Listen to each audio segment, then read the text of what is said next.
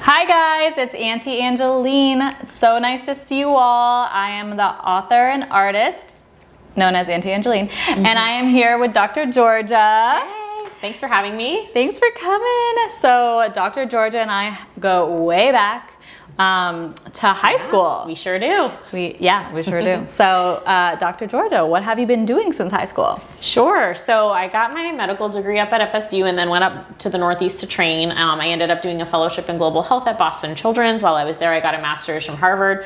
And then I came back down here to be closer to family, raise my kids while I'm practicing down, here in general pediatrics.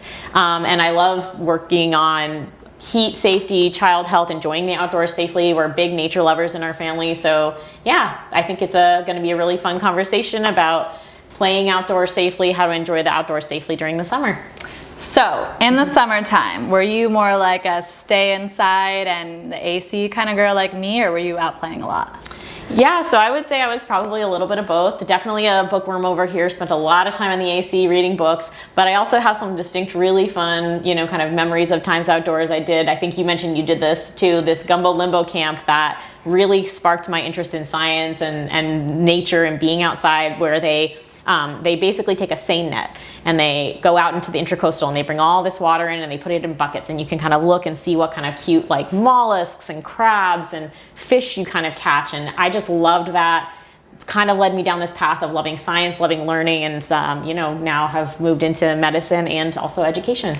So I love that. Yes, love Gumbo Limbo. Shout out to them. So us being from South Florida, it is so hot down here. Yep. How do you know as an adult about heat stroke or heat exhaustion for children? Yeah, this is something I talk about with my patients at every visit. And I think before we get started, I'll just kind of quickly say that, this conversation is for general information. It's not for individual medical advice. So if you do have a problem, please speak to your doctor, your healthcare provider. But yeah, heat illness and heat exhaustion and heat stroke are all things that I talk with my patients about. So I think the most important thing is to start, by defining them. So heat illness is kind of an overreaching category of, really just having too much exposure to the heat causing the body to kind of have symptoms. So what would that look like? Feeling really hot and sweaty, feeling uncomfortable. A lot of times with little kids, they'll be very grumpy or irritable, really fussy. You can even have nausea, you can have cramps, you can be sweating excessively, some dizziness, and overall feeling weak.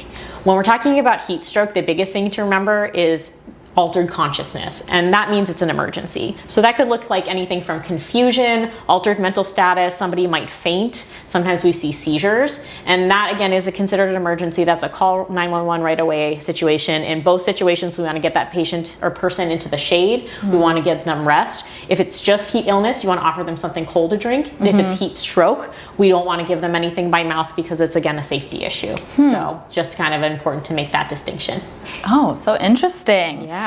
So while we're out and playing in the sun, what do you have for us in terms of sunscreen? Yeah. What kind, how often, what to avoid?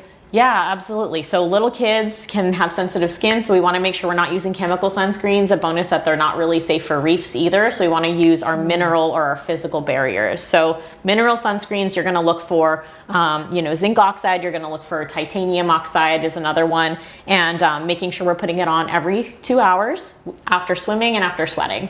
And then the other thing, my kids are also pretty fair skinned, so we like to use UPF 50 shirts, so rash guards are really great for this. And also if you can't get your kids to wear a hat, I know this can be tough at certain ages, that's another great way to protect from the sun. So fun fact, Auntie Angeline, not only did I paint and illustrate my book, I also made fun playwear, so rash guard swimsuits, things like that do have SPF 50 and cute little bucket hats, so hopefully they'll like them enough to wear. But I love it. Thank you so much for answering that question. Yeah, sure. They're very cute too, by the way. Thank you. Okay, so how much drinking water is really enough during summer play? So we're going to be sweating more. We're probably going to have an increase in water needs. It can be tough with little kids. Again, you know, they're going to be running around until that very last minute. They don't really recognize early signs that they might not be feeling well, might need to take a break and drink more water. So just make sure you're reminding them. For our little kiddos around 1 to 3, we want at least 4 cups a day. It might be a little bit more in the heat season, which we're in right now. By the way, that's May to October. For kids who are slightly older, thinking school age, we want at least 5 cups a day. And then for our older kids, our tweens and our teens, the same amount as adults. And again, you know, you're going to probably want to increase this number. So 7 to 8 cups a day is probably going to be closer to 9, maybe 10 when we're talking about extreme heat and periods like now, basically, when it's really hot out. So times of day, when is the best time of day for outdoor activities? Also a really good question. So the hottest part of the day is typically considered 11 to 4, 10 to 4. We like to do our outdoor time, our nature play between 8 and 10 a.m. or after 3 p.m., closer to 4 p.m. when the UV index isn't so high, the temperatures are starting to kind of go down for the evening. That tends to be when we like to go out to play and kind of spend our outdoor time.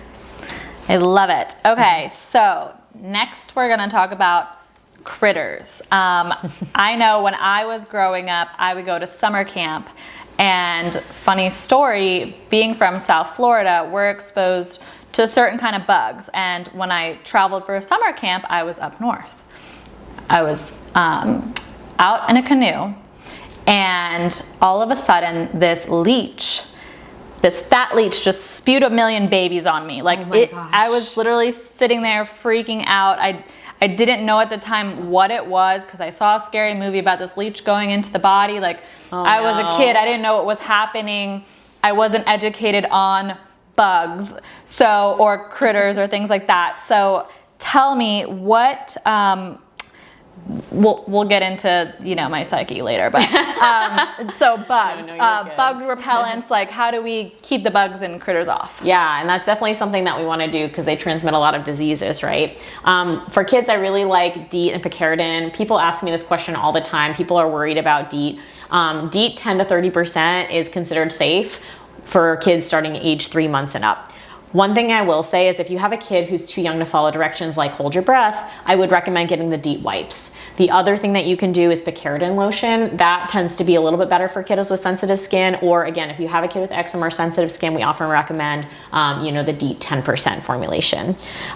So those are kind of some of the things that you can do. And you can actually also treat your clothing. So there's permethrin treated clothing that you can either buy, or you can buy your own permethrin and spray it on clothes, making sure you're wearing those long pants, tuck the socks in, longer sleeves to avoid having skin exposed for biting. So if they do get bit, what do we do?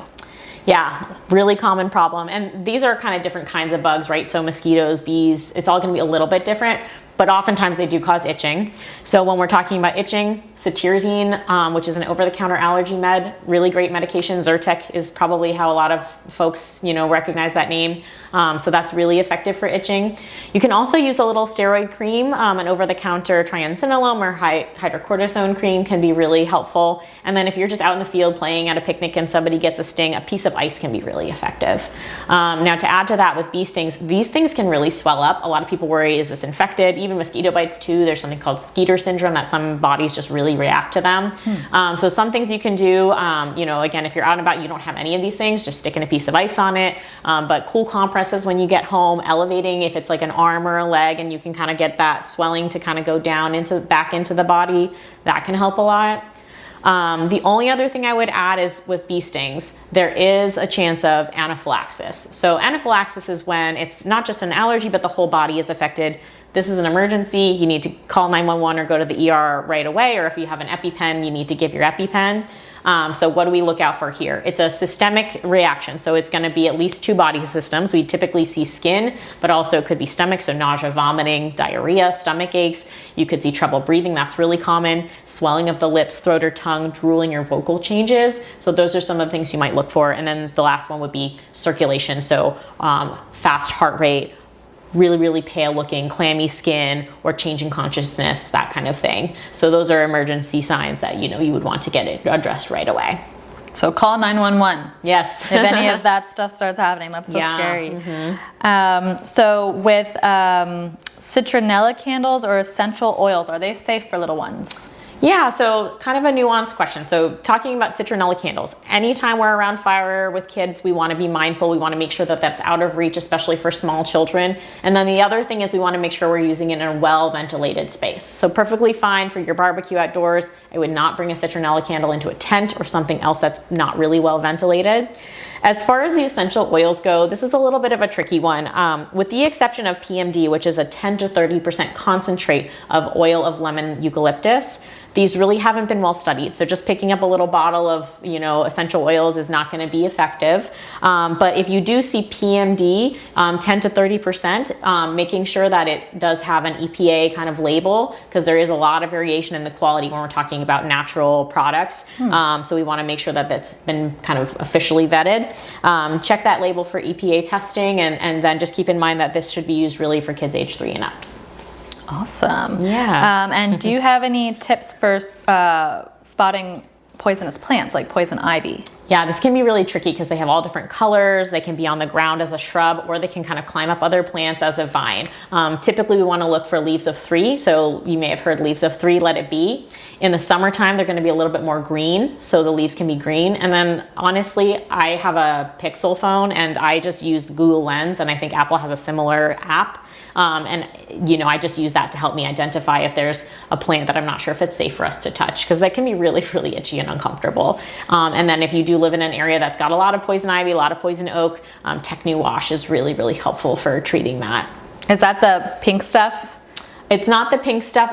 It comes in like a white container, and then it actually has like a picture of the poison ivy on it. So you can get it at like any pharmacy. Okay, that's good to know. Yeah. My dad actually had awful case last summer, no. he was just covered in pink stuff. I felt so bad, but Maybe some products are pink. I haven't looked at them all recently. Okay, so next, let's talk about pool safety. We had a question come in from a mom, Jacqueline, who writes, do I need a pool gate? I have a sliding glass door that leads to another door, then to the pool. So it seems like there's 2 doors. Thoughts? This is such a great question. I'm glad somebody asked this, because pool and water safety are super important to me, both as a pediatrician and a parent who loves spending time outdoors. So the answer is, unless your kids are teenagers, much older, yes, you do need a pool fence. It should be 4 feet. It should wrap around the entire fence, and it should be locked at all times to effectively prevent a tragedy. You can use door alarms. Those can be helpful too. But, just to break it down for parents, if you're feeling overwhelmed, the ABCs of swimming can be really helpful. So you want adult supervision at all times that your kids are in and around water, in arm's reach. B is that barrier, so you really do want to have that pool fence up. And then C is classes. Around age 1, get your kid into swim safety lessons. So I love that. ABC. That's an easy one to remember. Yeah, it is, isn't it? So what age should kids start swim lessons? Yeah, so around age 1 is usually what the American Academy of Pediatrics recommends, anywhere between 12 and 18 months. And I think it's also important to distinguish the type of lessons. So a lot of people really like Mommy and Me classes. These are really fun. But what we want is a class that teaches a child how to kick, turn, grab the side, how to use the wall to walk themselves to safety, basically what to do if they fall in unattended, that kind of last case resort. Because when it comes to swimming, it's all about those layers of safety. You want that barrier, you want appropriate supervision, but you also want your kids to know what to do in the event that those layers fail and something scary happens. So are there any other top things that for drowning prevention that parents overlook? I think a big one that happens in the summer would be, when we're at pool parties, a lot of people have, this assumption that, oh, there's another adult watching. And this is just could not be farther from the truth. Actually, when there are multiple adults around, that can often be a higher risk for a tragedy. So I really like a system like the scrunchie or handkerchief system, where you have something on your wrist, and that person who has it on their wrist, they are watching the kids. And if they need to go to the bathroom, I would tap out and I would say, hey, Auntie Angeline, you take the scrunchie. I'm going to go use the restroom. Please watch the kids. And so that can be one kind of layer of protection for that particular environment. I know we were going to talk a little bit about open water, so I'll just kind of dive into that a little bit too. With open water, some things that can help, really you should have, if you're at a lake, an ocean setting, a life vest that's properly fitting, that is protected by or kind of approved or vetted by the Coast Guard. And bright colors can also help. So your bright oranges, your bright pinks, your kind of neon colors can really be helpful in terms of spotting kids. So would you say puddle jumpers and floaties are helpful? No, I'm not as big of a puddle jumper floaty person. In particular, the puddle jumpers get really popular, but they kind of teach kids this false sense of confidence. So a kid might, jump in the pool the way that they do with the puddle jumper, and it puts them actually face down in the water, and that can be a really dangerous situation. So personally, I'm not a fan of them. And yeah, same with the floaties. In fact, those are kind of a little bit more from our childhood. We don't see them quite as much, but with the arms, your head goes right underwater. So yeah. I saw this video where this little girl, she was in one of the round tubes and she jumped in and then it flipped and then her legs were up in there and she couldn't get back up, and it was awful to see. But yeah. So you're saying they should get a life vest when swimming, and it's way better. And I have a reel about that too that I can post in my stories afterwards or send to you that helps to spot the right kind of swim equipment or the safer kinds of swim equipment. Okay, so what about water safety for non-swimmer or younger toddlers? Sure. So obviously when it's hot out, we want to be enjoying water play with our little ones. For our very little kids, make sure that you can see your baby's face. You don't want their mouth, their nose to go underwater without being able to see them. Making sure, again, you've got the high quality swim lessons, and that for our toddlers, we're in arm's reach at all times. All right. Anything else on water before we move on? I think we covered it pretty good. Yeah, Okay. What do you think? I think so too. I really like that pool party idea about the scrunchie. No, that's a great one. Yeah. All right, so let's go to summer sickies and first aid. So what does the perfect summer first aid kit look like? Sure. So I really like having, Band-Aids, gauze for any kind of boo-boos that might come up, tweezers, Ace Wrap, a little bit of Vaseline. You don't need the triple antibiotic ointments. Oftentimes those will cause a little bit of a skin reaction. So we talked about Technu. I'm a big fan of alcohol wipes too. A fun trick that another pediatrician taught me with the alcohol wipes: if you have a kid that gets car sick, open an alcohol wipe, put it under their nose, and that can kind of sometimes help with some of those nausea symptoms, which is kind of cool. And then, just having your medications, Tylenol, Motrin, Cetirizine or Zyrtec for allergy, and then a low dose topical steroid, so a steroid cream. So in the summertime, we're already hot. What is the fever percentage or fever to look out for? Yeah, number. Sure. So since we're in the US, we use Fahrenheit, and 100.4 Fahrenheit is still considered a fever. We do have a little bit of a funny situation in Florida where a lot of other places in the world you have seasonality for viral infections, but we see viral infections year round oftentimes here, and I've heard some other physicians diagnosing flu even into June, which is kind of wild. And then another thing to kind of talk about viruses just very briefly, since people are traveling, they're going to airports, measles, which is one of the most contagious viruses that we know of, has been kind of circulating and a little bit on the rise in the summer. So if you have little kids, you can talk to your doctor and make sure that their vaccines are up to date. That's really, really important for summer travel. And summer viruses, myth or real concern? Yeah, again, we have this funny situation in Florida where we don't quite see as much seasonality, where everybody's getting the flu in, the winter season, and everybody's getting RSV in October, that respiratory virus that affects really young babies and toddlers and little kids. We kind of see these things on and off year round, and there can just be different flares based on, what's circulating. And so just keeping an eye on little ones, and if they develop any symptoms, definitely go see your doctor and have them get checked out. Awesome. And do you have any extra parent hacks for us for the summertime? Yeah, so I'm going into my third summer with 2 kids. And so again, you're wanting to be around water to stay cool and have fun. So always have your change of clothes, a spare swimsuit and towels in the back of the car, because you just never know when you're gonna run into a splash pad, opportunity for water play, or, we live in beautiful South Florida. You're gonna have a last minute trip to the beach where the kids wanna kind of splash around a little bit. That's been kind of a fun, useful hack for us. We just always keep those in the back of our car. Amazing. Yeah. Well, I have loved that we've gone over the pool, the critters, swimming, and all the things you do during summer travel.